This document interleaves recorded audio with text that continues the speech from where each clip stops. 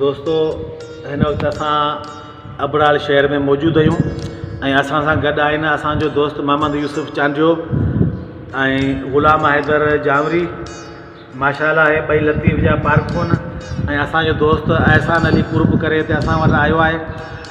मूंखे फ़ाइदो वठी असां मोहम्मद यूसुफ खां जेको सो सुर मारूई में जेको घण पासाऊं पैगाम आहे, जंहिंमें मज़ामत बि आहे, जंहिंमें पंहिंजे वर मुड़ुसां मोहबत बि आहे ऐं जंहिंमें माड़ियुनि बंगलनि महलनि खां नफ़रत ऐं भूंगनि ऐं झूपनि सां मोहबत ऐं सहेलनि सां मोहबत आहे। त इन इहे घणो पासाऊं जेको पैगाम आहे उन बाबति कुझु अहिड़ा बैत ॿुधंदासीं जंहिंमें जेको सो इहे सभु शयूं उजागर थियनि। मोहम्मद यूसुफ चांडियो।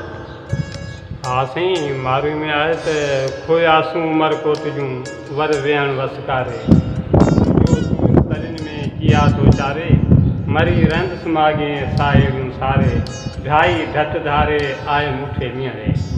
खोयासूं उमरकोट जूं वर झंगल में झूपे, जे अबाण न ॿिया गुणनि सी गूपे, रींद सवेड़ी चंग दे लोह बनी लूपे, चिबड़ाऊं चूपे सिकलाइन रसूमा। आऊं सोड़े सुमा ऐं की सवणे सुमा मूं वर घारे विल, खथेरी सां खिल उमर की जमेड़ी। ऐं की सवणे सुमा मूं वर घारे सुञ, वर अबाणनि सी उञ कोई शरबत तुंहिंजो सुमरा। मज़ा मतिया बैत कुझु जेके जे लूण लिंगे लाइए के बैत। हा, जे लूण लिंगे लाइए चीरे चीरे चम, मूं कुर अॻे न कयो अहिड़ो कुझु कमु, जा दावा दम तां तां पिरत पवार। वाह अञा हिकिड़ो बैत साईं आहे मज़ामत जो त कांध न कंदिस को ॿियो खथेरो खूब। जी साईं। कांध न कंदिस को ॿियो खथेरो खूब, मेरो ई महबूब मुंहुं मारू मन में। हिते मारू ई उमिरि खे वाज़े पैगाम ॾिए थी त तुंहिंजे दिलि में जेका ॻाल्हि आहे त आउं तोसां शादी कंदुसि, इहा ॻाल्हि दिलि मां कढी छॾ, इहो तूं सोच बि न।